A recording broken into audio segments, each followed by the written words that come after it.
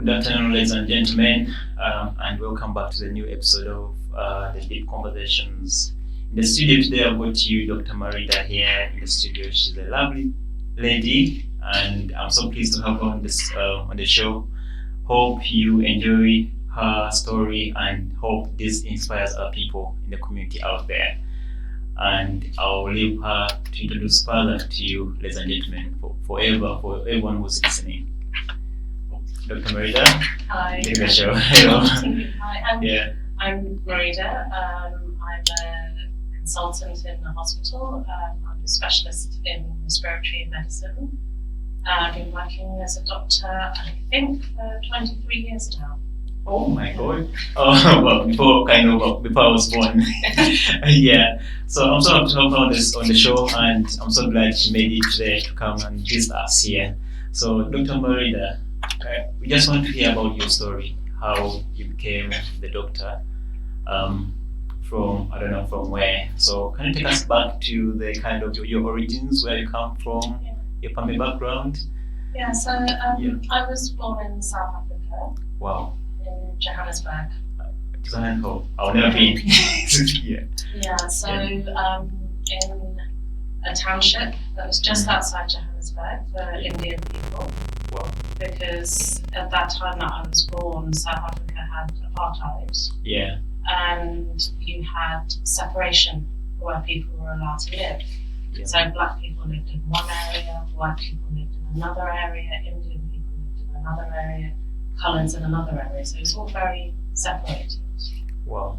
And I lived there until I was 5, under apartheid. Yeah. And my parents decided that they didn't want that life for us. Well, I presume no one would like a life like that for their kids, like a mother or a dad cannot kind of be there and look at things happening that way and then say, I'm comfortable here. Yeah. And it was a really hard life for them. The separation is obviously not just the geographical separation, there was a financial separation, and you were so disadvantaged if you were not from the white population. Yeah. And I wasn't even going to be going to school until I was 7 because there was no education, there was no provision. Yeah. For children. Dr. Moerida, what makes the person who you are now? If that's okay, can you share about the background where you come from, like your childhood background? Yeah, so I was born in South Africa. Yep. In Johannesburg. Yep. So I was born in a township just outside of Johannesburg. Yep. Because at the time, which was a time of apartheid, separation. Then all different races lived separately. Yeah. So you had white people, black people, Indians, coloureds as the main groups. Yeah. And they all lived in separate areas. And basically, if you weren't white, you were disadvantaged. Well, we just read about it in the books. Yeah. Back home, people like me, we just did history and we kind of covered the apartheid. But meeting the person who was there, I think I can learn more about your story and how it really happened. So I'm so glad I'm hearing about this. But in the same way, it's so sad to hear that your family went through kind of a difficult time to get yourself on the ladder of other people were there. So yeah, tell us more about, were you there with your other siblings? Yeah, or just were born one? My parents, and I've got a younger sister. Yeah. And obviously we were very little. I lived there until I was 5. Life was very hard. Yep. Very, very hard. Very poor background. We lived on a farm in the middle of literally nowhere. No way. I was gonna say. Yeah. I think we had one neighbour a mile down the road or something. That we were in the middle of nowhere. Yeah. Was that neighbour nice to you? Yeah. They were nice, and they had children similar age. I remember them. And to give you one example of something I remember from apartheid, we had to get a train to go out to our home on the farm. And when we came, the train pulled into the station, you couldn't board on a white carriage. Oh my God. Because the carriages were separate. And so my mother and I were trying to get onto this train and trying to get to the non-white people carriage. And before we could get there, the train left. Oh yeah, because I can imagine there are many non-white people who are trying to get on a train to get somewhere. So it's like here in the rush hour. So you can hardly get on train in rush hour. So just keep on waiting for another one. Yeah. But the train left, and it's not like London. You wait another hour for the next train to come. Oh my God.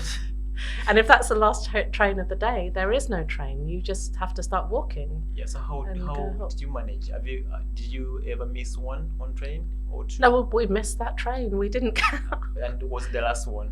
No, I mean we had to wait for an hour. Yeah. We had to get a train. Else and another train to come back to our stop. You know, because it didn't stop at every sation. Oh dear. And that was all because we were not allowed to be on the same carriage as the white carriage. Yeah. Well, and you had to know your place, and you were only allowed to sit in your place. Oh my God. So how do you know your place? A person like me who doesn't care about anything, just get on, sit anywhere I want. But there were signs everywhere, and it would say whites, blacks, coloureds, and then Indians. So you knew. So even at a water fountain, oh my God, if you wanted to use a water fountain in the park, you weren't allowed to use the water fountain from the wrong race. I don't think I can survive that kind of situation. But that was kind of then. So how did you manage to, as a family, mom and dad, manage to pull you out of that kind of those conditions which are not favorable for you? How did you manage that? They made a decision to leave South Africa, leave apartheid. They wanted a better life for us, for our futures. I wasn't going to be able to go to school until I was 7. There was no schooling for non-whites before age 7. Wow. And white children would have nursery from age 3. So you're already disadvantaging the whole population because they're minus 4 years of education. Before they've even started out in life. So that, it's another way of ensuring that the power stays in the hands of a certain group of people. And my parents didn't want that for me. The original plan was to come to the UK and then go to Australia. That was the original plan. That was the original plan. That was actually the question which I was going to ask you next. Like, did you come straight to the UK and that was it, or did you have any other stopovers somewhere? No, straight to the UK. And we came with nothing. With nothing at all. Nothing really happened. Just in the blank, like, where am I? But when you come to a country like this, actually there are opportunities here, and everybody goes to school, and school is free. And you had, at that time, maybe not so much now, but you had free school meals, and you had clothing vouchers, and actually. I wish I was in those kind of eras, but I mean here, where everything was free. But in the early 1980s, and in school is free now, but actually compared to South Africa where there was no school, it's like you didn't get to go to school. And if you had to go to school, you have to pay. Let me say, if you went to a South African school, schools, you have to pay some money. Exactly. And then you study late. Everyone is like, you're trying to keep up with other students, so it's like it was a kind of a mess. So here you are in the UK. Any kind of preferences where dad wanted to stay and mom, like specifically in the areas? I mean, I don't really remember very much, but we ended up in a really nice area. That's good. in a really nice area. We didn't live in a nice place. But we ended up in a nice area. That's good. We lived under a corner shop. Wow. So one room with one tiny window under the fridges and the freezers in the corner shop. So you could just hear everything over your head. I was going to say. And that was everything. That was cooking, sleeping, eating, and they had an electricity meter in the corner and you put your money in. If you wanted to do your cooking or anything, so all 4 of us in that one room. Oh my but and under the shop. But on that same block was an amazing primary school, and that's where we were enrolled. Perfect. How long were you in the primary school? So I was in that school, I think I was there for 3 or 4 years. Yeah, kind of, you moved away.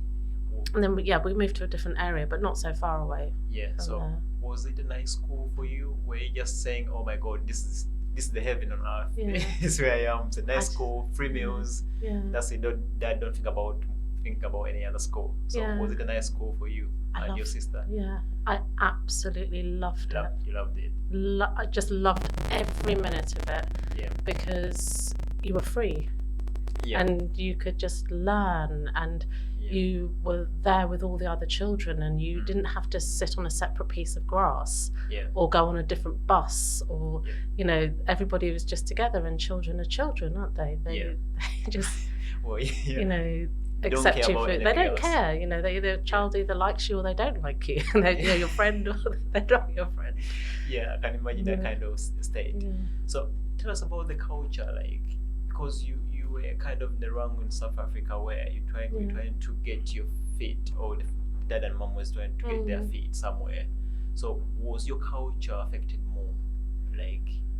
I think it's difficult to say, because the Indians in South Africa are much more westernized. Yeah. And my family weren't really traditional in the sense of, all the religion and, following all the sort of, holidays and worshipping and things. So that side, I don't think was affected so much. But we had our food, Indian food, and that's always stayed. The cooking and the food and the eating together. Was that the curry? Yeah, curries, curries and rice. I love the curry. Yeah, I'll never go wrong with the curry. Every time I go to the restaurant, I just tell them chicken curry. I just know what I'm expecting, the nice chicken curry well made from India. Perfect. So that came from South Africa and then continued on here. Absolutely. Yeah. Did you have some communities, Indian communities, to interact with? No. Wow. We just came as foreigners, immigrants to a new land. We didn't know anybody. It was just this opportunity to make life better and a new start. Yeah. And and the sort of the community we found, and it's when I gave you my song list, is the anti-apartheid movement. Yeah. And so that was campaigning for the release of Nelson Mandela. Yeah. He was seen as the hero of the country, and he was the person to change, make things better, to give freedom to the people and bring fairness about. And so we'd spend every weekend, we're going on demonstrations, we'd be outside Trafalgar Square and South Africa House. We're standing there with our placards and shouting free Nelson Mandela and end apartheid, and so we sort of found a community in the people who were campaigning and the activists and and the people so we wanted to make things better for our home country as well. That's where you met some few people who've been in the same situation as you, and they moved here. Yeah. Oh, and also a lot of white South Africans who didn't approve of the regime. They were against apartheid, because everyone thinks that the white people in apartheid time were all bad and they were the oppressor, and there were a lot of people who didn't agree with it, but they didn't feel that they could stay in South Africa and live in that country. They left, and then they were activists from abroad. I just read about the history. I can't say nothing because I've never kind of witnessed any kind of apartheid. But so after the strikes or demonstrations you were talking about, you went home and watched on the television, on the news. So what's going to come out of what you've done? Do you kind of got positive feedback from the government, UK government, or never? Like your hopes would just shut down every time you left the demonstration? No, I mean, everyone just kept on going, and and obviously in the end, he was released and apartheid was dismantled, and a lot of the political prisoners were released, and when they were released, then we would go and celebrate with them outside of South Africa House, because it wasn't just Nelson Mandela. So how did you feel when that happened? When Nelson Mandela was released? Oh my God. Yeah, it's a great. I couldn't leave the television. I just sat and I was, because you're just watching for that moment that he's going to come out of the prison, and with Winnie Mandela, nobody knew what he looked like, and obviously all the pictures you saw of him as a young man going into prison, and then this old man walked out of prison and with grey hair. And nobody, and I didn't go to school that day. I'm not going to school, and I was like the most studious, geeky nerd you knew, but on that day I was not going to school. I had to see him be released. Was school strict? Like now your parent has to confirm that you're off school for this reason, or they didn't care much like today? Because today if the child misses school, they have to give a reason to why they missed school. I don't think it was. I don't remember it, but I think there would have been nothing worse in my life than to miss school. Can you imagine? But I can imagine you're there, you've kind of got freedom from your home country, because that's not what I call your home country. That's where you were born. So you're off school, you've celebrated. Anything more you can tell other people? What did you do afterwards? What did the family do? Well, I mean, did you go in the community, kind of celebrate with the community? Well, I think, my mum was on the telephone back to South Africa, speaking to everybody. And it's not like now when you've got social media and everybody be WhatsApping and sharing and things. It wasn't, in that time. I don't even remember if we had a telephone at home. I think we used to go to the telephone box with your coins. I was going to say. But there's celebrations, and then there was a big concert in Wembley Stadium afterwards when he was released, and I went to that concert. Yeah, got to see him, this little speck miles away in the distance on the stage. But that's made a difference in your life. Oh my God, absolutely, so inspiring, and feeling like actually I had one tiny little part in that. That was, nothing I did made him get released, but I was one of millions that helped for that. No, that's amazing. So did you go to South Africa, or did your parents take you back to South Africa after that? So I went back a few times. Or it took you some time, some years to go back? My mum used to go back every year. Every year? Yeah, and she still calls South Africa home. So big family, brothers and sisters, cousins, and so she used to go back every year. I went back when I was 14, when I was 16. Was there a massive difference in everything? Yeah, it's funny because I thought I remembered it, and I sort of, but it's yes, there was differences, and more because my family had done well for themselves, so they'd set up their own businesses, and and they were working hard, and they were kind of, they weren't living in complete poverty then. They, all the aunts and uncles, and they were just being industrious, and they had their own homes, and they had cousins, and and the thing I guess for me was that I realized that I didn't have any family in this country. All my family, all these cousins, were all there in South Africa. In South Africa. So you missed all that. And I missed all of that, and missed my grandmother. All of the things that you have with this big family. My mum's one of 7. Oh my God! And then they've all had children. It's like me now. And so when you go as an immigrant to another country, then you leave behind so much, and we left behind all our family. I can imagine. And it's why my mum had to go back so often, because she missed everybody, and she missed her own mother. And she took this decision.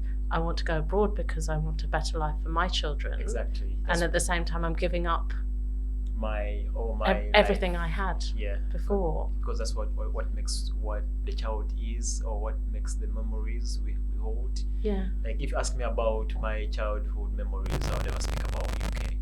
It's all back where I come from, and I can imagine that kind of sense where everyone's back home apart from you here and mom and dad. Yeah.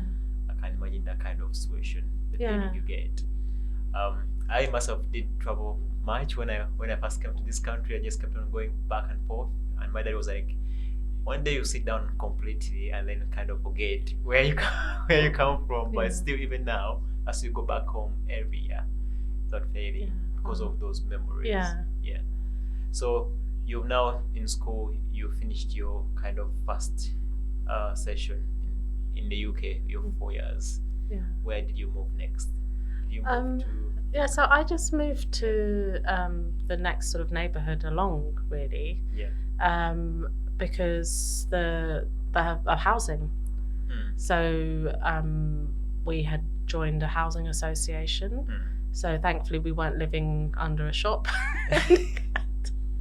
And I'm glad you got out of that. Because I can't sleep by anyone just walking through my room. I'll just wake up. So imagine someone knocking something. Yeah, and and how can you have so many of you living in? Yeah. And it was horrible. I'm sure it wasn't legal where we were living. And so we moved to the next neighbourhood along, which is where the housing association found us a house. And I had to change primary school. And again, the difference is because now you have to go to the local authority and you have to register your child. You have to prove who you are, and no fraud and all that stuff. There you go. And then they tell you which school. Whereas this one, my mum just called the school. Can I meet the headmaster? Do you have a place? We have a place. You can come to the school. Yeah. I think your mum does remind me back home. Back home, it's like, I know the headmaster. I'll just give them a call. Do you have a place for my child? Yes. Yeah. There you go. It's okay. You can start next week. And next week I'm expecting your child to be in school. What class do you want him to be? That's it. Yeah. Yeah. So you're there. Your mom made a progress, and you accepted in that school, new school. How about your sister? She came, I think, maybe one term later because they didn't have a place for her at that time. So she was still at the first school. Yeah. I was really jealous because I loved the first school. Yeah. And actually, I loved the second school as well. So but you don't know that when you're a child. No, you don't. So how did you feel being the firstborn in the first place? Oh, I'm sorry gosh. to take you back. Yeah. No. Very protective. Yeah. Yeah, protective of my sister, protective of my mum. I was the responsible one. I was made to feel special because I was the oldest. Yeah. Were your parents strict about you in particular because you're the firstborn? Yeah. Always. I think that's every family, isn't it? The first one.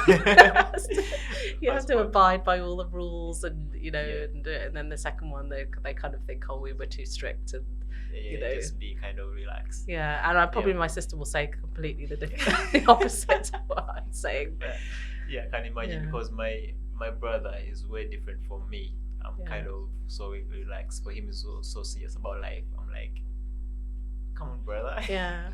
Chill out. That's what you use. Chill out. Your parents are trying to groom you a bit more because you're the firstborn. They tell you what kind of direction to take in terms of education, or never? No, never. So it was all your choice. It was just me. Just you. Yeah. Doing you. It was me. I was never pushed. Yeah. And if anything, they'd be saying, you've been studying for so many hours, and do you not want to have a break now and come and have some food? It was just me. Just you too. And I was just always. I wanted to be the best. I wanted to be the top of the class. I wanted to make the teachers proud. I wanted the kind of feedback of being a good child. I'm literally just trying to put the whole video in my head, seeing you reading so hard, and then mom comes around. Come on, you need to take a break, have some food, have something to drink or some water. So I'm just trying to do all that in my brain. So any influences you had on your sister, because she's more relaxed, she hasn't seen maybe as much as you've seen? Did you have that kind of influence? Did on I your sister, influence on her? what she was doing? I don't think so. I think it was really hard for her because she had this older sister who was so well behaved, and she was the teacher's pet and the headmaster's pet, and you know, and she like, you know, always working hard at school, and then when you'd have like the parents meeting, and then they'd say, you know, why can't she be more like her big sister? And you know, it's like she's a different child, she's a different human being, and you shouldn't be comparing. And my mum would always be saying, you mustn't compare My two children, they're different children. They've got different aspirations. But she was the one who she was so popular, and she was funny, and she made everybody laugh, and she was really pretty, and you know, so it's like, you know, that was me feeling jealous of her. I was gonna say, how did you feel about that side? Yeah, because I was just like, you know, everybody likes her, and she's got lots of friends, and you know, and I'm just like, you know, the geeky one. The smart one, but kind of don't have I mean, she's really clever, you know, because I don't think anybody can be as funny as somebody can be if you're not clever, because you have to be able to understand people and jokes, you know. She's it's completely different personality, but everyone was always, you know, she should be more like her sister. It's not fair. So let me take you back a bit to the religion. Just skipped it kind of thing. Do you follow a specific religion, or don't? It's okay if you don't talk about the religion. It's fine. I have no religion. You don't have any religion. I don't believe in a God. And yet at the same time, I believe you should live your life morally. I think you should be kind. I think you should be fair. I think 100%. You should be respectful. I think you should look at other people's opinions and value them, and you should value your planet, you know, and your family. And you know, then when I look to religion, and that seems to be the core of every religion. So, you know, maybe I am religious, but I just don't believe in a God. Well, everyone's got something they believe in, and it's just there. And because even if you don't believe in any kind of religion, there are some values you do kind of go with. Say, this is me. I don't cross this borderline. So that's what you believe in. So, which is amazing, because I was going to say, did anything shape kind of your life? Like when you were a student, did something influence the person who you were in school, like respecting? Gosh, there's so many inspirational. Or because of mom and dad, you were like. I mean, I've been so lucky, and I'm going to say blessed, even though it's a religious word, because I really feel as though I've been blessed, because we met such amazing people in our lifetime as we went along, and. My mum's best friend is a lady called Carrie. She's not alive anymore, but she was just incredible. And she was like every aunt and uncle I didn't have in this country, who just cared for us and taught us how to bake and garden. And she was just a friend that we met in the way, but she always, you know, she'd say, I'm going to go to the allotment to dig up potatoes, and I'll just take these two children with me, you know. And so, you know, and I bought you some Wellington boots. You know, so she always was thinking of us, and was really kind. And then my headmaster was amazing, and I had a music teacher. Because again, in the 1980s, free music at school for all children. Oh my God! What else can you hope for? And I always remember, because we were poor, so we couldn't afford to take part in the activities, and you know, and then they had the trip. They asked for like £5 for the school trip, or you know, and I wouldn't take the letter home because I was so worried that you know, my parents would not be able to afford it, or I'd make them feel bad because they couldn't afford it or something. So I wouldn't do it. And then the headmaster would call me in and say, "Where's the letter? I haven't heard from your mother." I was gonna say, how did that go? Did your parents find out afterwards, or never? But he'd say, "I haven't got the permission slip, so you can't go on the thing." Oh my God! And I'd say, "Well, look, they haven't got the money for me to go on whatever it was." Oh my God! And then he's like, "Don't worry, this will be arranged." and he'd just arrange it. Oh my God. That's the blessing you're talking about. And I never knew where the money came from. Like, maybe he spoke to the parents when you're. Well, I mean, I know, that, but he would have found a fund, and there was always like, you know, if there was a school, you know, something somewhere, and he'd say, "You work so hard, you try so hard, you're my star pupil, and I can't have you not come." Right. You know, because you haven't got the money. We'll find the money. All right. We're gonna go in the short break, and I always ask my guests for the song they feel like they want to listen to according to what they just covered, or according to how they feel about their story. So I'll ask you to tell me the song and just give me a brief kind of explanation why you chose that kind of song. So I the first song I chose was by the Specials, Free Nelson Mandela. Free Nelson Mandela, And it was just a song that just symbolized us going on all these demonstrations, going to concerts, you know, like Clapham Common, Hyde Park, and you know, and they play this song Free Nelson Mandela, and actually he got freed. He got freed. That's my first song that I chose. An inspiration.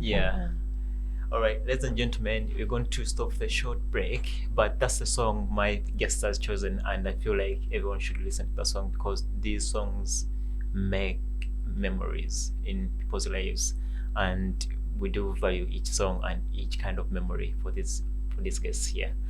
Free Nelson Mandela. Free.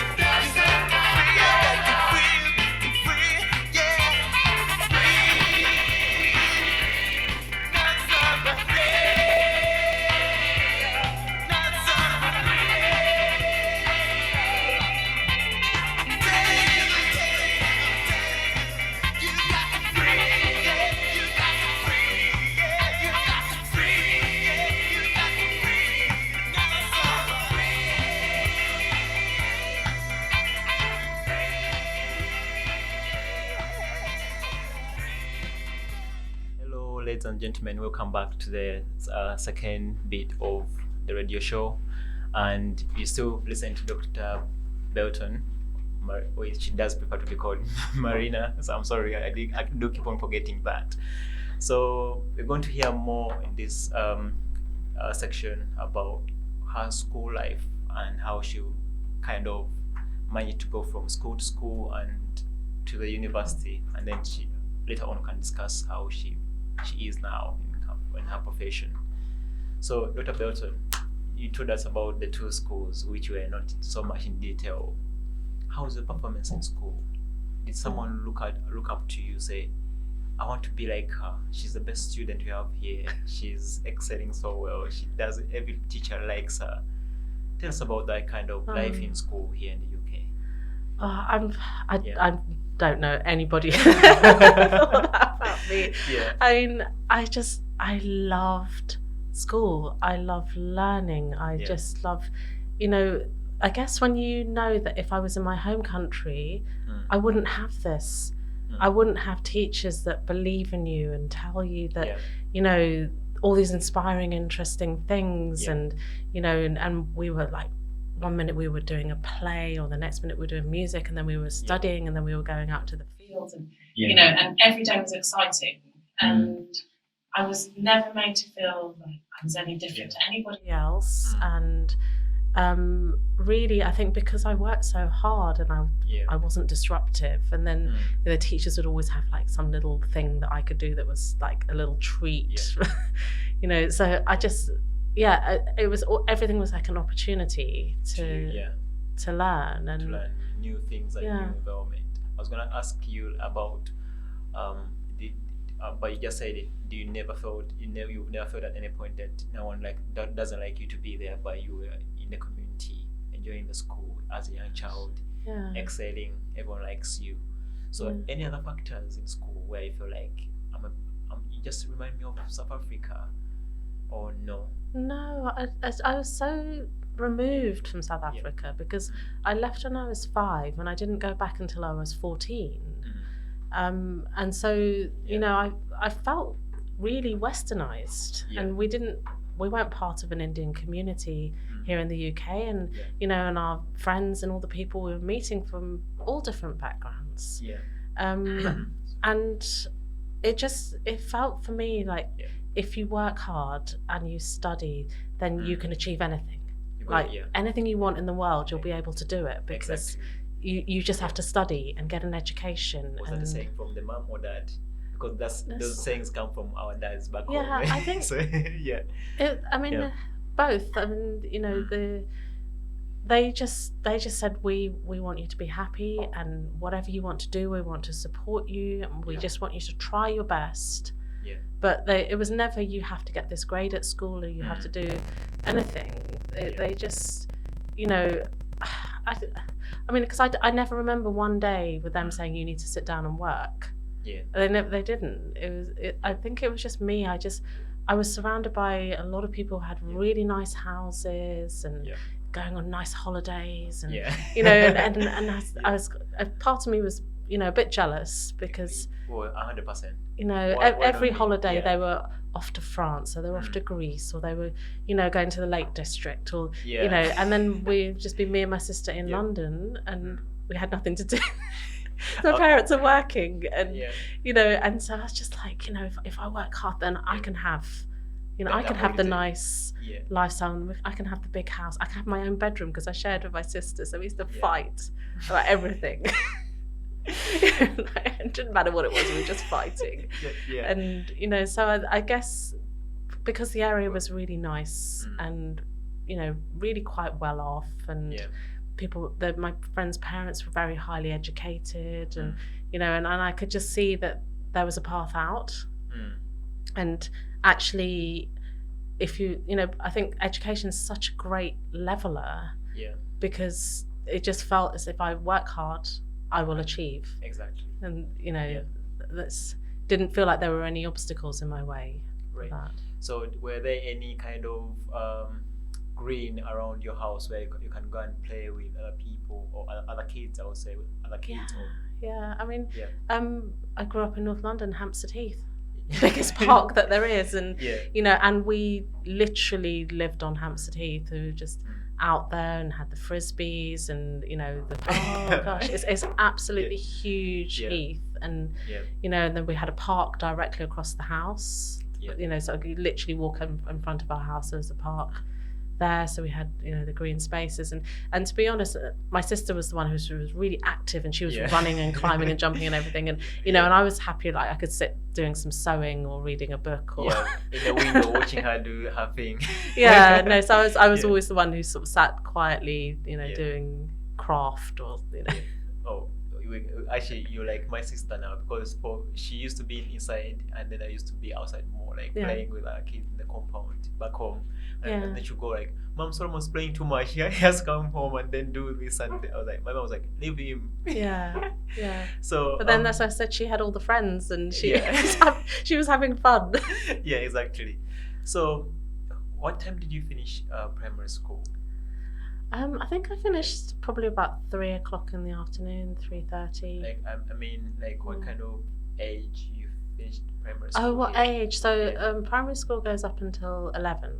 11. Yeah, age 11. So you finished primary school and you were done. Yeah. Any kind of sports you did in primary?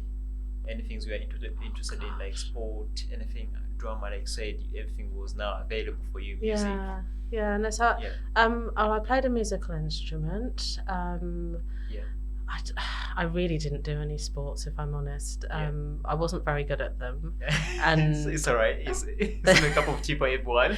I was in part of the Brownies. I don't know if you've heard of the Brownies. Youth movement. So you had like the Brownies and the Scouts and the Girl Guides. And, And so I used to go once a week to the Brownies, and then obviously because I was a geek, I just wanted to get all my badges and get my awards and and be a leader, and and I really, really enjoyed that. But no, nothing you learned in primary school, like your free time kind of thing. You can say that's what I do in my free time. No. And it's the complete opposite to my children now, because every single minute of their day is filled with activities.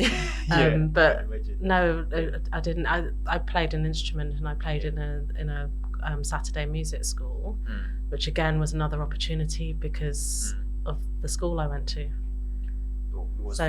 I was selected to go to a music school on a Saturday, and my amazing head teacher made sure I didn't have to pay for it. And I don't know how he did it, but he organised. So you got project. You got the kind of blessing. Yeah. Were any other kids complaining about that? Why sure they never got to find out? Because he was so discreet. So he never made me feel that I was different to the other children, and they would have never known anything because it was just, she's deserving of this, and so he just arranged it all. So was there any kind of grammar schools, government schools, private schools by then? No. Or it was just not where I was living. Today is different. Yeah, not where I was living. I mean, obviously there's always been private schools, but that wouldn't have been a consideration at all. And no grammar schools near my home. No. So you left primary school. Yeah. You joined secondary.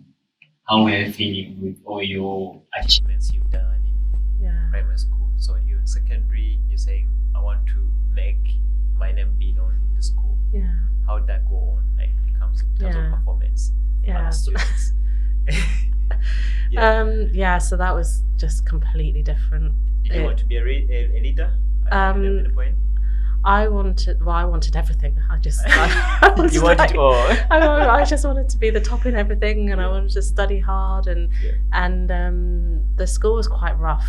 Some of the it had one of these like superheads brought in, when you have a really bad school and they have to come and turn around the school, and there were a lot of fights and a lot of children getting expelled and drugs, and and then at the same time you had a lot of really well-off middle-class children, so it was just like this mixture of everything. It's a life kind of teaching. That gives you another side of you of the world you've never known. But I'd gone to this two really lovely primary schools, and everything was perfect, and we were all protected, and you know, and it was like you just play all day long and you have a nice time. And then I went to the secondary school, and I was like, oh gosh, and I didn't know, you know, and I don't know if you remember the elastic, used to call French skipping. So you'd have two people stand on either end, and then you jump over the elastic. And on the first day of secondary school, my friends and I, we took out our elastic, and some older girls just came and they just cut the elastic. I was like, what did you do that for? And then we said, well, we're playing. I said, you don't play at secondary school. So this is break. We said, well, what do you do in break? Well, you hang out. So what do you do when you hang out? So you just hang out. Oh dear. And so we'd come as these really naive children still running and skipping, and then suddenly that was the end. That was the end. The end of being a child just came. Did you kind of tell mom? Did mom put in the complaint, or did come to the school and say why is not at that time. So you were just okay. So we were just like, well, this is boring. Got nothing to do. You know, just hang out. Then I was like, okay, so I'll join the computer club then, because then that will give me something to do at lunchtime. You know, so I was like, I'm at school to learn, and I'm not allowed to play anymore. So So did you get to choose your subjects?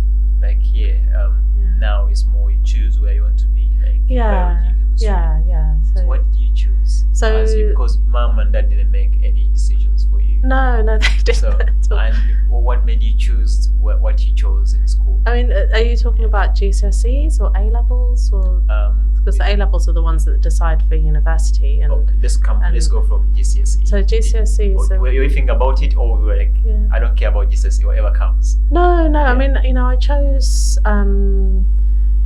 You have to do sciences, you have to do maths, you have to do English. So I chose history. I was really interested in it.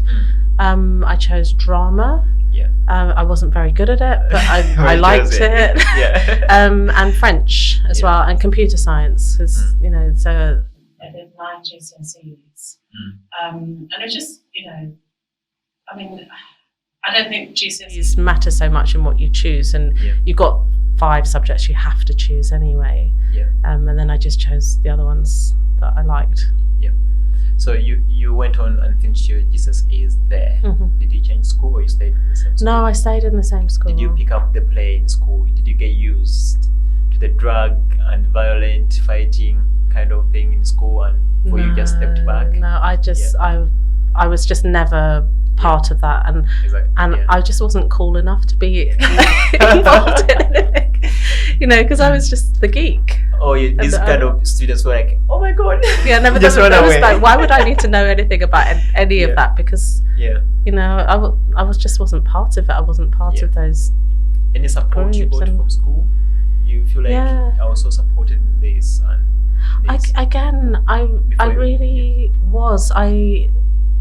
Because I wanted to work and I wanted to study, and GCSEs is all the pupils, and so some of the students could be really disruptive, and you couldn't learn in the lesson, and children throwing chairs around and things. So I found GCSE quite difficult, and then A level is you're there because you want to be there. We're going there. A level, we're going there. So our head of year and my art teacher, even though I didn't take art, again, they were just so inspirational.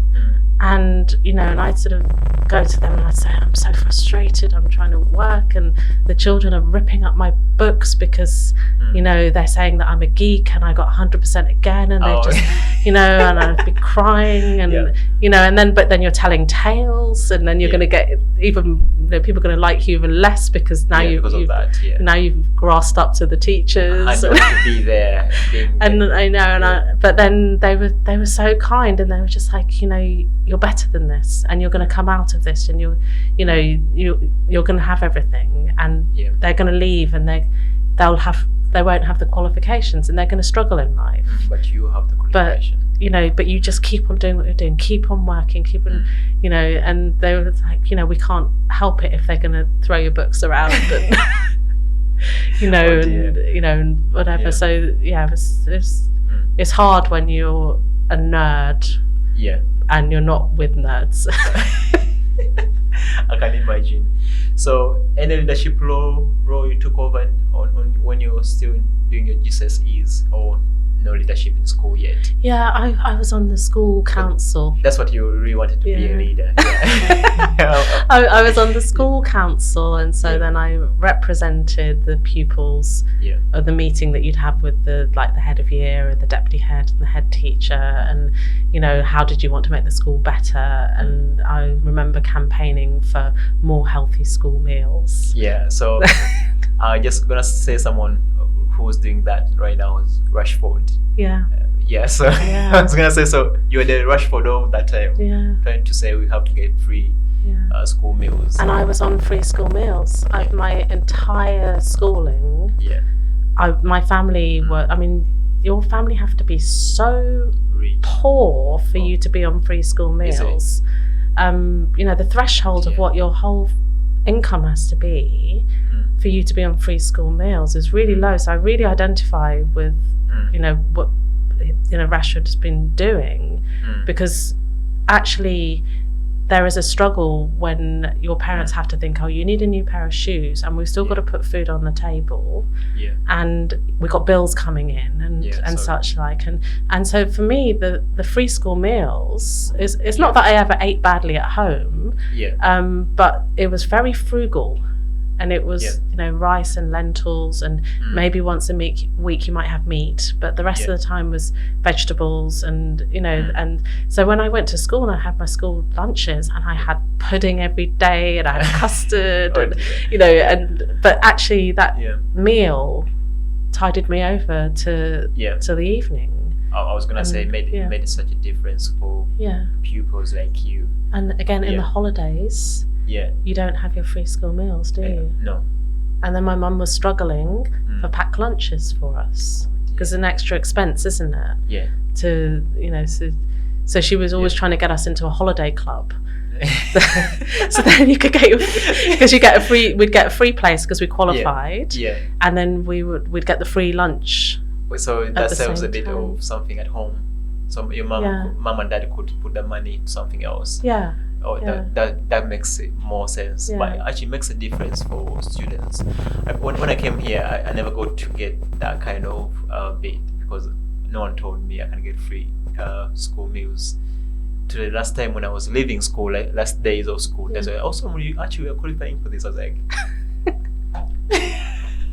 there's no point. So when I heard Rashford talking about all that kind of free school meals, I was like, okay.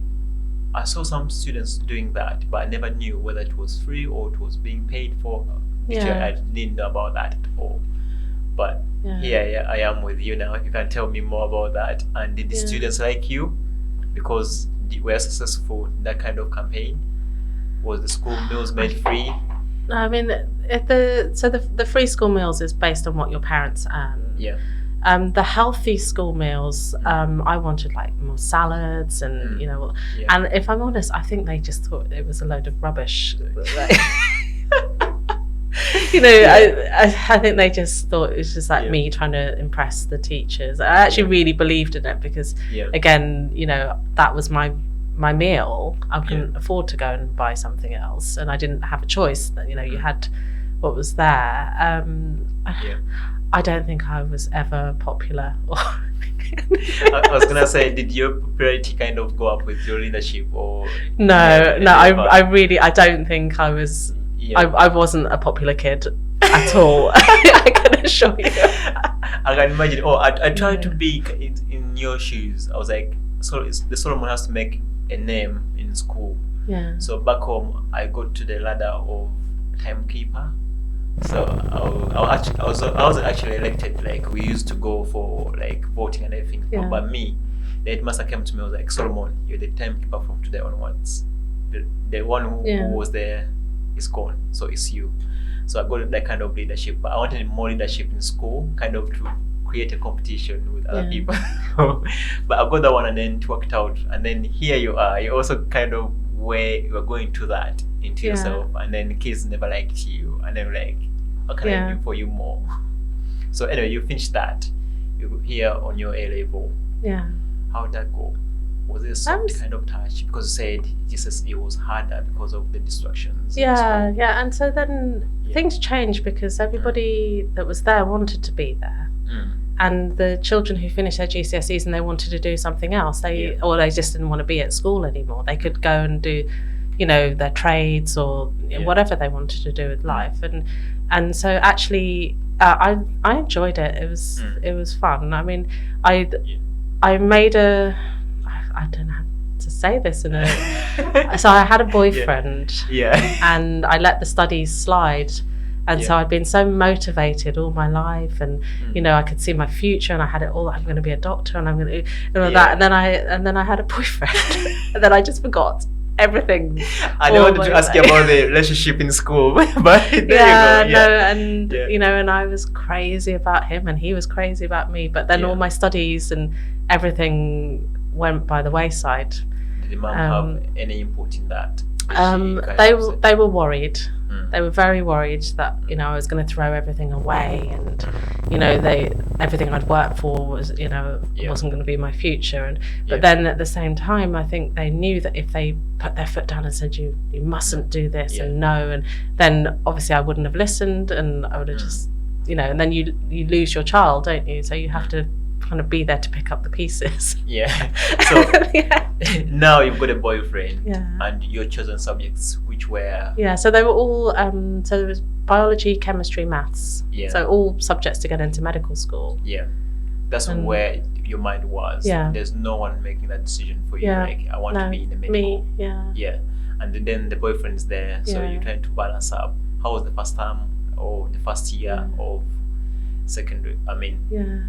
For the A levels. A-levels, yeah. I mean, I didn't put in the work.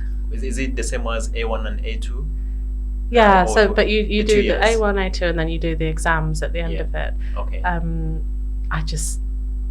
I skipped school. I Oh dear. I didn't work. I didn't do the learning, you Mm. know, and yeah, I really Yeah. I felt that time I Mm. really let myself down, Yeah. and I didn't pass the exams. I failed my A levels. Oh dear. I don't know why I thought I was going to pass them because I hadn't done the work. Oh dear. And you know, and then that was. Was it the first year of A level? No, so you do the The final second year, year. the final, everything. I failed You failed. all 3 subjects. Oh dear. So tell me, how did you get yourself back in the play? These are kind of the stories I want to hear again. No, Yeah. I was so devastated, Mm. and I knew that I wanted to be a doctor, and I just couldn't believe that Mm. I had done this to myself, because nobody had done it to me. Mm. You know, I had made a choice, and I just felt like I've lost my dream. I've lost my dream forever, and it's never going to come Yeah. back. And again, these amazing teachers, Yeah. like, don't worry, this is going to be okay. Mm. And the head of year, Yeah. he phoned the university and said, that's a blessing you're Yeah. talking about. Yeah.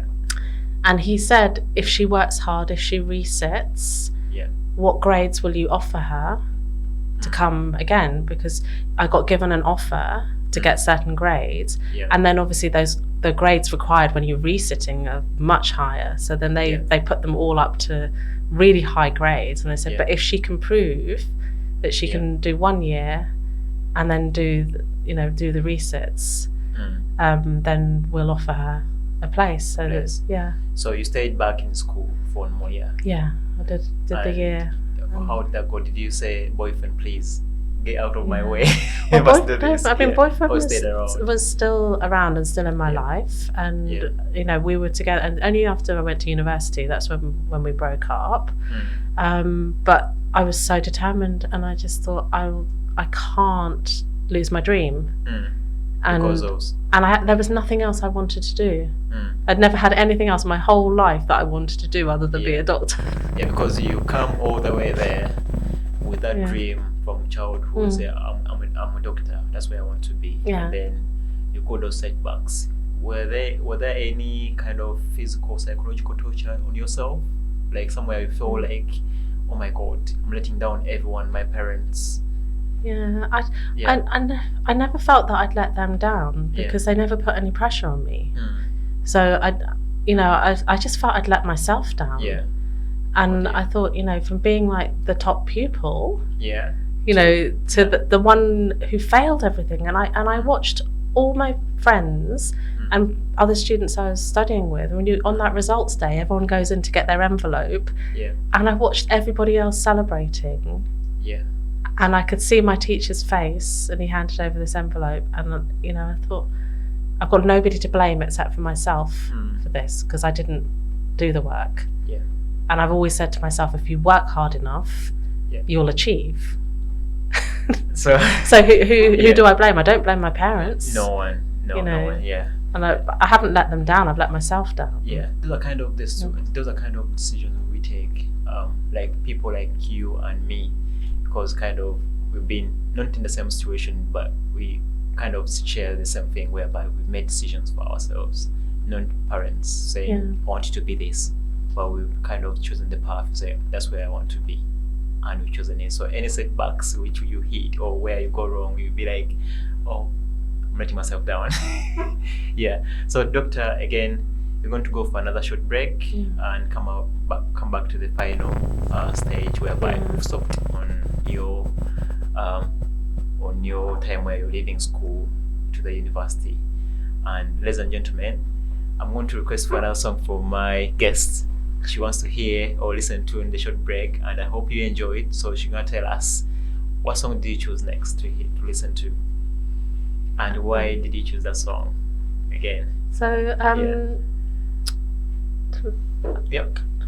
No, Yeah. you're I mean, I had a song from my primary school years, Yeah. which is Boney M, Brown Girl in the Ring. Brown Brown Girl in the Ring. And I have these vivid memories of being in the playground, Yeah. in the ring with all the Yeah. other children, Yeah. dancing. I was gonna say, in the ring we're fighting other people. Yeah. They'd just be in a circle For the and they'd be championship. singing this Yeah. song, The Brown Girl in the Ring. And it was not meant in any way bad. It was just a fun song. Yeah. But I was the only brown girl. So, Yeah. and it was, I was surrounded by, white Yeah. British people. Yeah. And yet, again, children are children. And yes, they can say you're brown, but they don't really care, do they? No. And so they were just singing a song. And I remember being really happy. And now, you'd never be allowed to do that. No. The school would stop you. Yes, exactly. Ladies and gentlemen, I hope you listen to this song carefully, because I don't know about the song. I was maybe still young to listen to that. But for anyone who's out there, please enjoy the song. Brown girl in the ring, tra la la la la. There's a brown girl in the ring, tra la la la la la. Brown girl in the ring, tra la la la la. She looks like a sugar in a plum, plum plum. Show me emotion, tra la la la la. Come on, show me emotion, tra la la la la la. Show me emotion, tra la la la la. She looks like a sugar in a plum, plum plum. Oh, head water run dry. Got nowhere to wash my clothes. Old head water run dry. Got nowhere to wash my clothes. I remember one Saturday night we had fried fish and Johnny cakes. I remember one Saturday night we had fried fish and Johnny cakes. Back it in, suck it, back it in, suck it. Brown girl in the ring, tra la la la la. There's a brown girl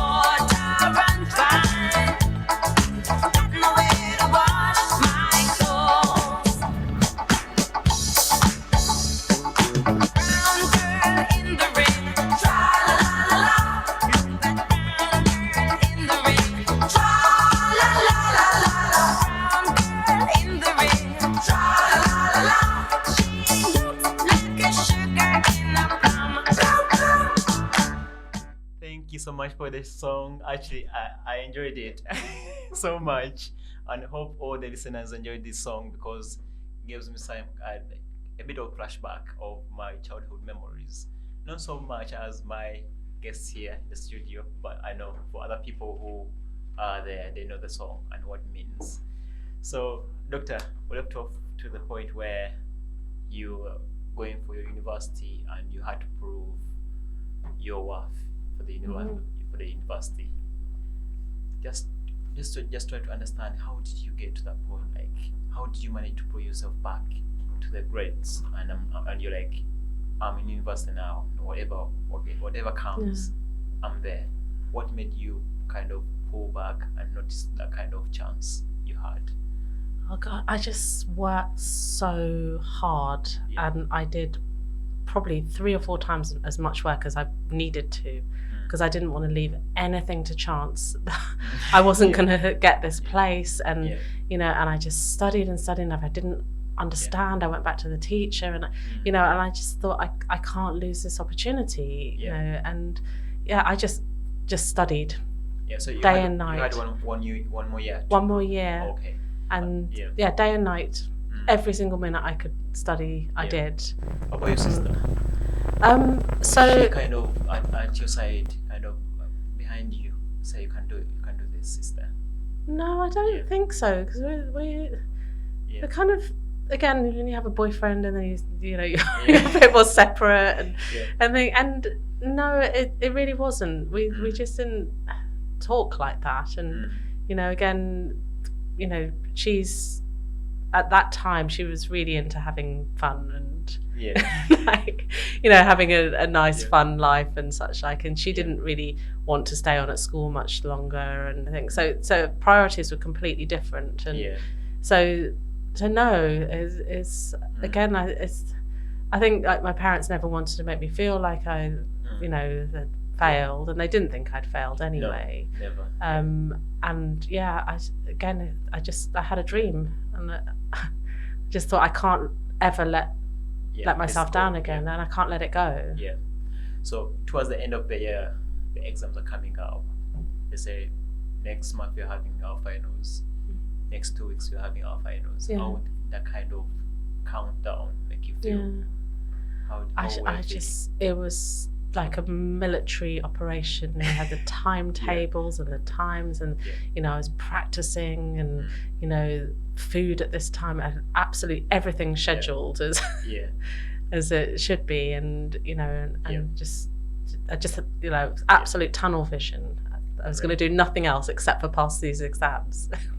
Perfect. So this is the time where partners, when you were young, they asked you more, like, where you, I can't see you anymore. Where was he? Was he supportive, or did he understand that you were doing this, or he never? He did understand, and he was going to university as well, as it should be, and just absolute tunnel vision. I was going to do nothing else except for pass these exams. Perfect. So this is the time where partners.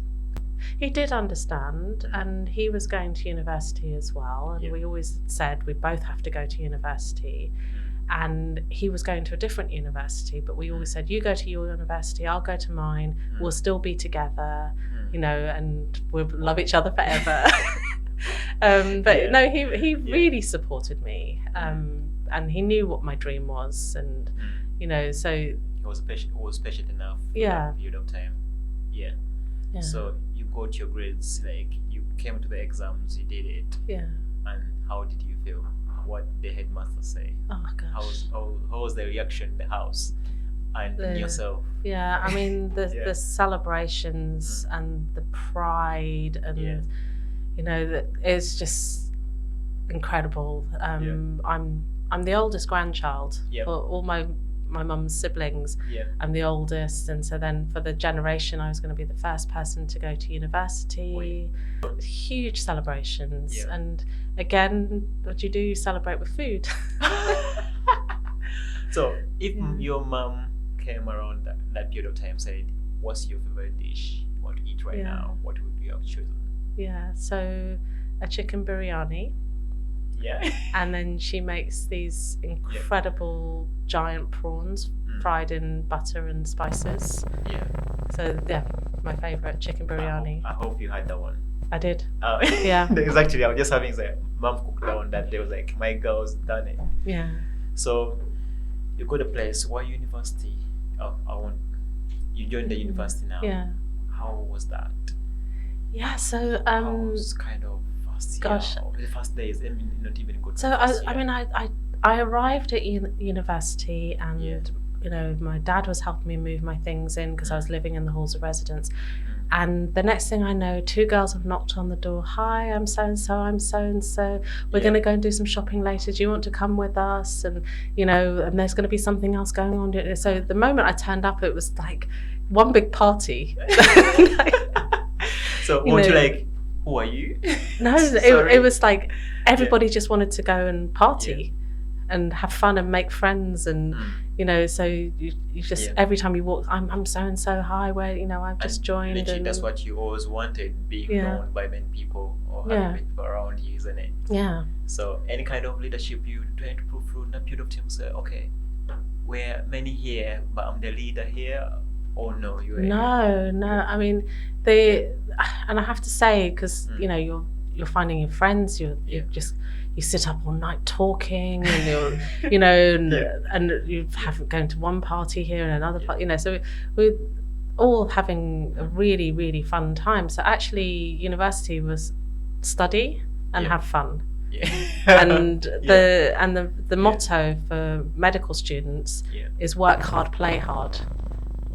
Wow. And it's probably 50-50 in terms of, you know, so the first term you do lots of partying, having fun, and then the rest of the year everybody's studying. Yeah. And you study just as hard as you play. Wow. So you went out like, oh, okay, you left everything you were doing, or like, okay, let's go shopping with the girls. First days, and then the first month. Yeah. Went like that, just partying, knowing other people. Yeah. Did you get some few friends? Yeah, I did, and they're really nice and nice people. Yeah. This is... And the medical school itself, like they took you around the medical school. Didn't you have those shivers like, oh my god, I'm in the wrong place?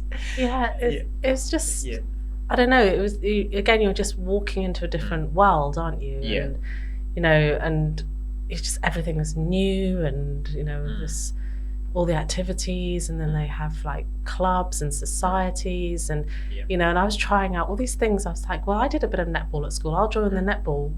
You know, I can't play netball, but I'll just go and join. You know, and I'll go and join in on this, and I'll join the choir, and you know, and all the things that at school you were like, because it was thought you were like a geek, or you were boring if you joined these things, so you didn't do them. So when I got to university, I was like, well, I can join now, and I can sing in the choir, and I can do all these things, and you know, so there's a lot of opportunities there, and you know, they're just fun.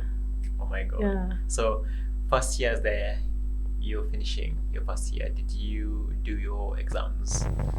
Yeah. And how were the exams? How was the shake-up? I did just fine. Just fine. Yeah. And a lot of people didn't. I can imagine. So they played so hard rather than working so hard, is it? Well, also I think some there was a little bit of that, but I think a lot of people, it's like their first time away from home. They maybe didn't know how to study independently because they always had their teachers or their parents were nagging them, or you know, that they weren't they hadn't taken charge of their life so much, and so then people did fail exams, and you know, and then they had to resit the exams, and you know, they were upset and things. But I think I always knew I just failed my A-levels, and you can't do it if I don't do the work, I'm going to let history repeat itself. So I have to work. So I come home from my lectures, study, and then by the time everyone's finished chatting and having a nice time and everything like that, I've done my work, so I can go out now. I was gonna say and party. Yeah, and I can party with everybody, and I can go to the pub, and I can you know go to the disco and everything. But I've done my work already, so I was really disciplined. That I have to study first, and then I can party. So some people normally say medical students drink so much. they're the drunkards of the university. Yeah, Did you I get think to that's that? true. Yeah. Did you get to drink Absolutely. so much? Yeah, Oh. and on more than one occasion, and But, probably embarrassed myself. And like, and you're like, oh my god, is this my room? there's too much. It's, Yeah. I mean, But- the medical students party really hard, and they drink. And Yeah, I can imagine. Well, I didn't do that because I had a kind of busy university life and plus work and responsibilities. I like never got that kind of time to yeah. get together with my friends to party. But you're way away from home, mom and dad. How did that make you feel yourself? Apart from us, student, but you. But I was fine because I lived in London. Yeah. I went to university in London, just down the road. Mm. And then when I got tired from all the partying, I go home for the weekend to go and sleep and catch up. So, Yeah. and my parents were like, why are you home? And I was like, I'm really tired. I was up all Yeah. that whole week. Yeah. And So so You I never used to get homesick. no, because- I had my sanctuary at home, and I Mm. could just go and have my nice food, and my parents would just look after it, and I could just go home. Yeah. And I was really lucky actually, Yeah. to stay in the same city. Yeah. So that's where you lost your boyfriend first year.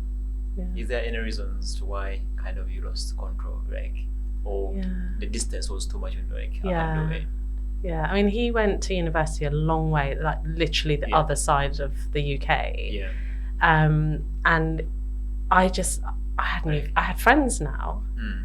and I had activities, and I had parties, and I had, and then when you go to another place and you're like, hold on, I'm free now, and I don't have this boyfriend at my side, and I don't have to be Yeah. with him Yeah, all the yeah. time. And So I like the fact that you're free. I'm free, and Yeah. he wasn't feeling the same way at all. He just wanted to be with me all the time. Mm. So he kept on traveling from the other end of the country. Yeah.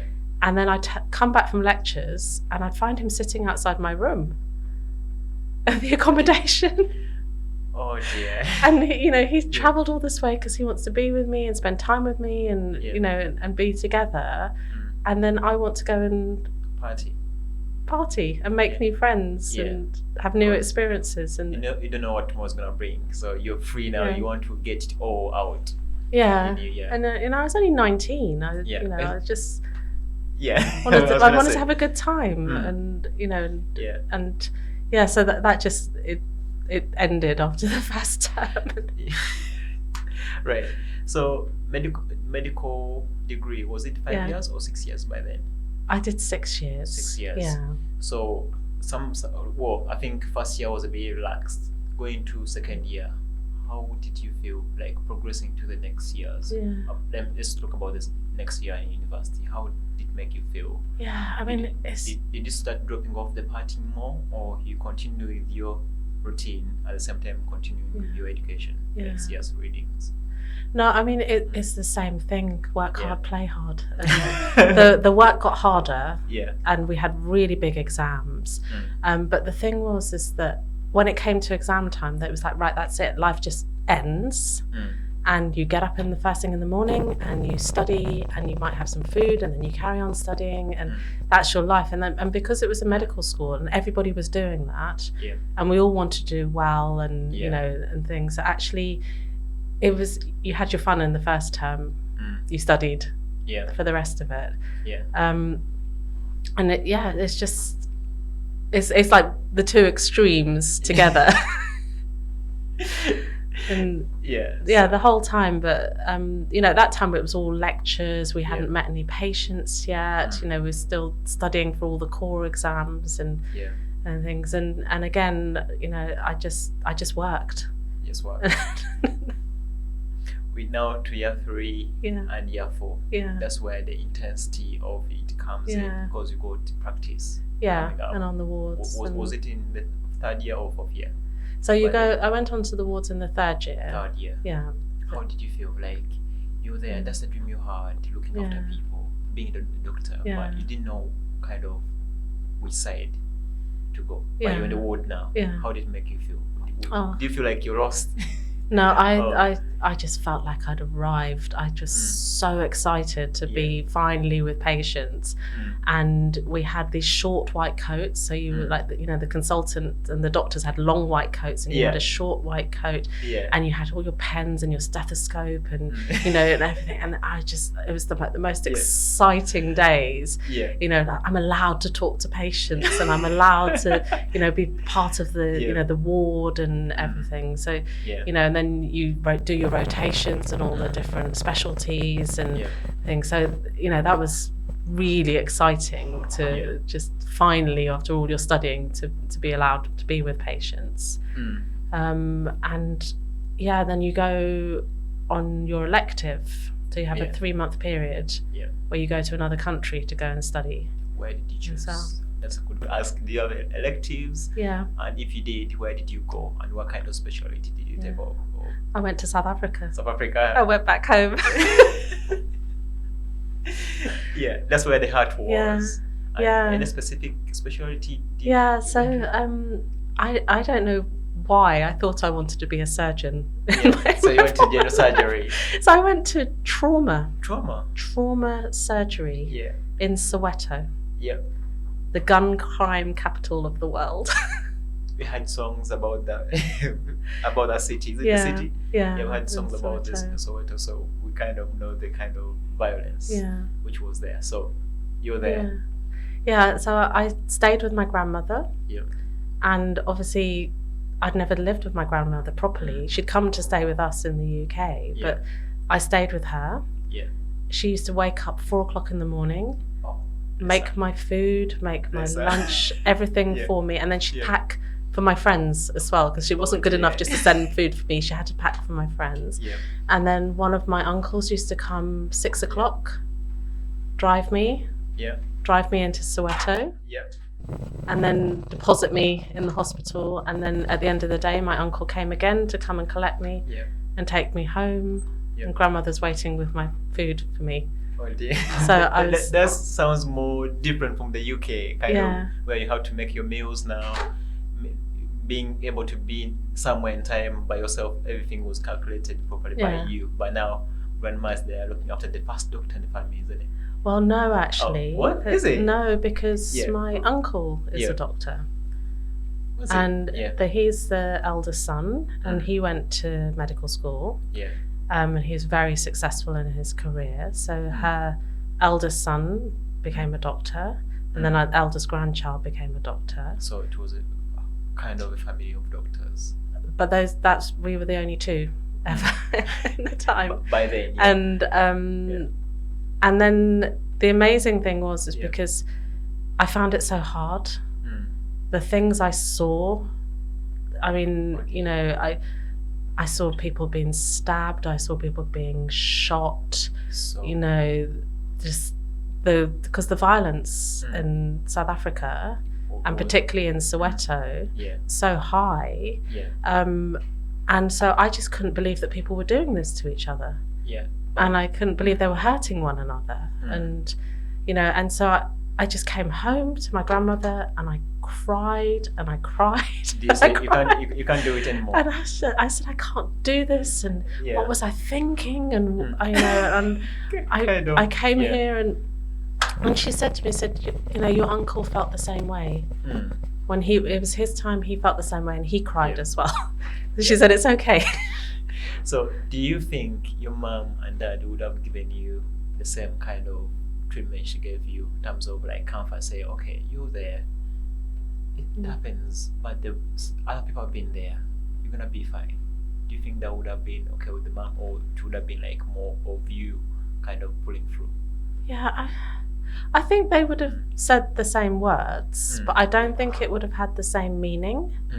I think because my grandmother had already gone through it with her child, and I believed her more. But she said it's going to be okay. Yeah, it was okay with your uncle. It's so I don't think my parents would have offered me any less comfort in terms of words, but my interpretation was different. Yeah, I would guess so. So you're there for 3 months. You've gone through that now. Yeah. Grandma's there to pick up the pieces of your mental health. Say, you're gonna be fine. Yeah. So did you kind of feel bad to leave? Or did you stay there for some time, or you just left back to the UK? No, so you just go for a period of time. Sorry, yeah. And then you come back to finish off your medical studies. So it's So- just your elective. So elective, which came up around in the 5th year. Towards my end of my medical school, I think. 5th year. Yeah. Yeah. So you're almost there. You've done Yeah. your elective placements in South Africa. You're back in the UK for the final year. Yeah. What did that make you feel? And then it was like, now is the big long push to the end. Yeah. And you've got to study. And, No more parties. and No more it's drinking. the- Yeah. it's just now is the marathon, Yeah. and you've got to go all the way to the end Yeah. to pass all the subjects. Mm. And I sat down with my parents and I said, I've just got to do nothing but study now until the end. Yeah. And I need your help. I need you to cook for me. Because the thing I can't be doing is going out shopping, buying ingredients, and planning meals and such like. And so my mum, she cooked all different dishes. She put them in Tupperware. She put little messages of keep up the good work, and Yeah. this food was made with love, and So share with your friends. Did you share? I did. It was, Oh, you're like, it was- oh, mom, don't worry. I'm too hungry to share my food. I'm But- so mean, by the way. I would have done so. I would have said, oh, mom, no sharing. So she bought your idea. They bought your idea, so you did concentrate more. Yeah, and that's what my dad used to come and deliver, and then every so often he'd just turn up and he'd say, "Well, your mum made this, and it'd be nicer if it's fresh, so don't put this in the freezer." And so they really supported, that time. So I'd get up, I'd study, I'd go to the gym for an hour, and then I study into the night. Wow. and that honestly, I think that was about 5 months, 4 or 5 months. Yeah, and it was after that. Yeah. And here you are, you're a doctor now, Yeah. fully qualified. I think now they're called FY1s, newly qualified. So it was the same before, Yeah, so we were Yeah. called house officers. house officers. Yeah. So you moved around with your stethoscopes, with your Yeah. shotgun. So Well, I had a long coat now because you had a long coat. because you're a doctor now, Yeah, so no. you have a long white coat. So how do you feel to be on the wards, making those decisions, hard decisions, Yeah. and speaking to the patient? how did it make you feel? As you know, how do you feel? Yeah. How's your mental health by then in was- the ward? Oh gosh, I was so excited. Yeah.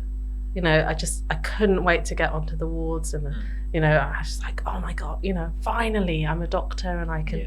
care for people and I can Yeah. do this. And then you arrive on your first day with all these years of training. Yeah.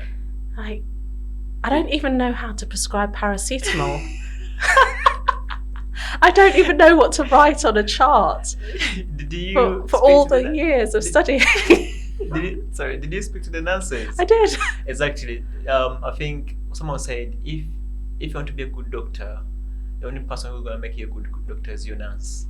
So, and that's what you did. And the nurses helped us Yeah. so much. Yeah, we So see. I thought I Yeah. knew everything, and it turned out I really didn't Yeah. know. Like, all that theory, Yeah. I didn't know how to put it into practice. And it's only, because you sit there and the examiner will say, what would you do if you had this situation? And you say, well, I do this and I do this and I do this and I do this. And the reality is, like, actually, that doesn't happen. I have to ask a nurse to help me with this, and there's another Yeah. person in the team, and Yeah. this doesn't work the same. So the theory and the practice are two completely different things. Exactly. So And, so it's like you're starting all over again, So- despite 6 years of medical school. I can literally imagine you on the ward meeting me. You're newly qualified, and then you're like, all of us say, "Oh, doctor, please, can I help you? Are you lost? Yeah. Can I get you?" Because I've been doing that for now since I started work Yeah. where I'm working, and I see newly qualified doctors. I feel so sorry for them sometimes. I feel like, oh my god. So, okay, but you're here. Ask away. Yeah. If I don't know something, I say, go to my senior. She might know. How. Yeah. Actually, they definitely know because they've had like experience, years of experience of many things. So they do help out. So anyway, FY1, FYY2, Yeah. FYY2, sorry, and then SHO. Yeah. You went through all that quickly. I went through all of those. Did you have a specialty where you wanted to be? Like, I want to specialize here. Yeah. Because after those kind of steps, you can go to the GP, isn't it? Well, that's one of the options. Well, as far as I know. No. No. You would choose whether you wanted to specialise to be a GP. Yeah, that's what I'm saying. Or you could choose surgery, or you could choose paediatrics or Mm. medicine, or they're all different specialties in their own right. So you then decide, which path would I want to go down. Yeah. So you chose. Well, so no, I didn't. Yeah. It's so interesting. Like. Yeah, no, Yeah. I didn't enjoy operating. You didn't No. do it anymore. No, I love the patients, Yeah. but the actual being in an operating Yeah. theatre Yeah. and doing an operation was one of the most boring things I'd ever done in my life. So I was like, I don't want to be a surgeon operating. I want to be with patients. I like patients. And so, as it came all the way around, then I chose respiratory medicine. Yeah. So respiratory, that's what you chose. Yeah. We're going to the level of registrar. Yeah. So you just stayed in respiratory to the registrar level. Well, that's where you specialise. So you went all the way. How many years of practice to the registrar level? So Was it 7? 2, Plus the 3, exams. 4. So 4 years, 4 years. with lots of exams still. Yeah. And then when you pass those, then you can apply for your registrar training. So you still, even though you've done your medical school, you have to do your postgraduate exams. And then that was another 3 set of really big exams. And the difference is that you're working full time and you're doing night shifts and weekends and you're still trying to study. So the studying doesn't finish when you leave medical school. Keeps on going. Well, I've had many doctor friends, and actually there are some I've met on that kind of route.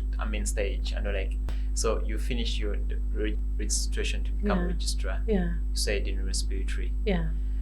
Did you ever think about becoming a consultant? Because that comes with years of experience. Well, that's what when you become a registrar, you're training to become a consultant. Yeah. So that's where I am now. Because you talked about leadership. Yeah. This way, I'm going to come back to the question of leadership. Where were you with the leadership? Gosh, So, the thing is that you do your registrar training, and then you become a consultant, and then you're the leader of your team as such. When I started my registrar training, that coincided with me meeting my husband. Nice. So that was they were about the same time. Yeah. And although obviously I'd met him later on, hadn't met like younger in my life, he was the one. Yeah. From the first day I met him, he was the one. And then I had children. Yeah. Did that? So even during my during my training, I had children. And so never took you backwards. Just you stayed on some level and then aimed higher with that, because kids kind of draw specifically ladies back. That's why the ladies or women are made. Many women are made say don't have kids until when you've made your career. So that's what I trained part time. Yeah. So I slowed everything down, but I still continued on the same path. So obviously you can have your maternity leave. Yeah. I trained part time, so that extended everything as well. I did a PhD, so I did research for 3 years. Oh, wow. So I stretched out everything. It was just a lot longer, but still the same outcome at the end of it, because actually having a family and having children was far more important to me than getting right to the top of my career really quickly. Wow. So you met your husband, you've had kids. How many kids? Got 2 children. 2 children, wonderful children. Are you the same mom and dad as you? Like, I'm leaving you, do you? Whatever you decide, I'm just here to support you. Or you're the kind of mom say, no. So which one are you? No, I'm definitely not the leave it to you. Yeah. I just want my children to try the best. Yeah. And be the best that they're capable of being. So that means work hard, try, make an effort. You know, I mean, they're both wonderful kids, but I'm not of the school of just leave the children and they'll find their way. Do you pick them up? Are you strict? Yeah, no, I'm very strict. Oh, there's when you get home, call me. That you know they're in the house. No, I mean I am strict. I'm very strict about manners, about respect, about you know those types of things, and very much support them in their education, and they have hobbies and activities, and you know, and we've always said, you know, if you have a talent or you're good at something and you want to achieve it and you want to work hard towards it, we don't ever want money to be an obstacle for you. So we will support you if we have the ability to do that. Because I think growing up, I felt that money was an obstacle, and that I was always having to rely on a kind teacher or a kind headmaster. And I want my children to know that if you want to do it and you work hard enough, your parents will support you. So you're just so good at reading my mind. So I was going to ask you kindly, because you've seen a life where you've been from nowhere to like kind of a battlefield, I would call it, to where you're on top of your career. And it has taken like a good mental status to be there, psychological wise, social wise, because what makes you kind of, even people around you, how they go around you, like how are they supporting you? So that big circle you had, even the hospital when you became a registrar, you have a big team you're leading. So how can you tell someone out there to say, that's my life, and you're never alone, there are always people around you to give you this support? Just summing up, because you're now there. This is the doctor, live about the upside, even though it's not so. We can never forget, because that's the way our brain we are made. We can't forget unless something happens to your brain and then you forget everything. But we can't forget. We're from nothing to something. And this is your story. How can you tell someone listening down there, say, don't give up? If I've been there, you can be there, and you can be someone at this stage. How can you sum up your story to the listeners? I think you have to remember that there are really good, amazing people in this world that will support you and lift you and offer you kindness. And accept that, because there will come a time when you do the same for somebody else. And actually, if you have a dream that's not going to hurt anybody else, then you just go for it. Because if you're going to believe you're capable, that's actually like 90% of the way there.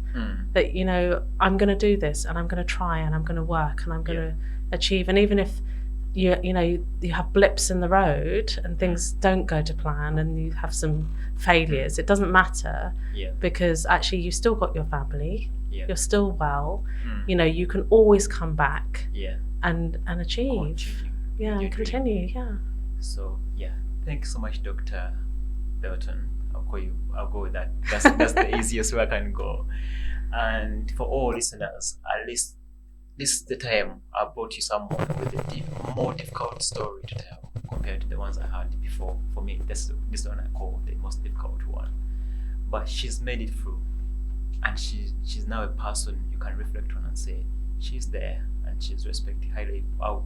I respect you a lot, because I've been in touch with you. I know the person who kind of you are, because I was just with you for a few bits and pieces. So she's given everything on the table to just pick a leaf. Just go with your life, find where you belong, and make it work out for you in your own way. It doesn't have to be her kind of stages she went through, because her story is different from yours. But try to make her story kind of relate to yours, and then be someone. So Dr. Belton, when we're closing now this show, I'll ask you for one more song you want to listen to, which will make you kind of go out smiling and make kind of your day. And tell me why you chose again.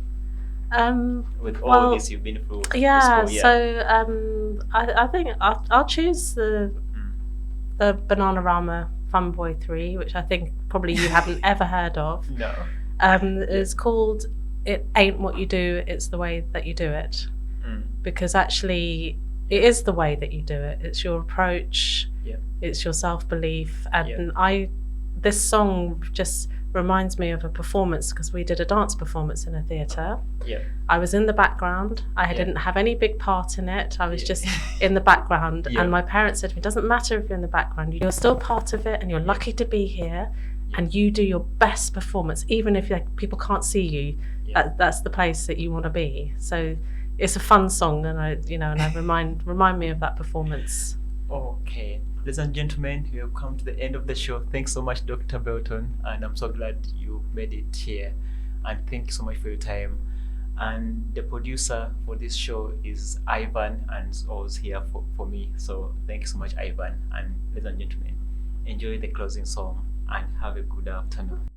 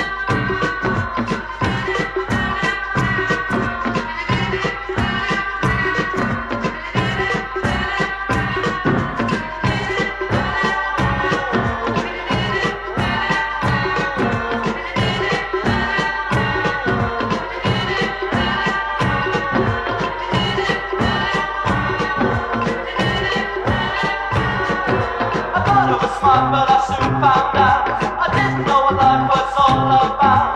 But then I learned, I must confess, that life is like a game of chess. It ain't what you do, it's the way that you do it. It ain't what you do, it's the time that you do it. It ain't what you do, it's the place that you do it. And that's what gets results. You can try hard, don't mean a thing. Take it easy, and your jive will swing. It ain't what you do, it's the way that you do it. It ain't what you do, it's the way that you do it. It ain't what you do, it's the way that you do it. And that's what gets results. It ain't what you do, it's the way that you do it. It ain't what you do, it's the way that you do it. It ain't what you do, it's the way that you do it. And that's what gets results.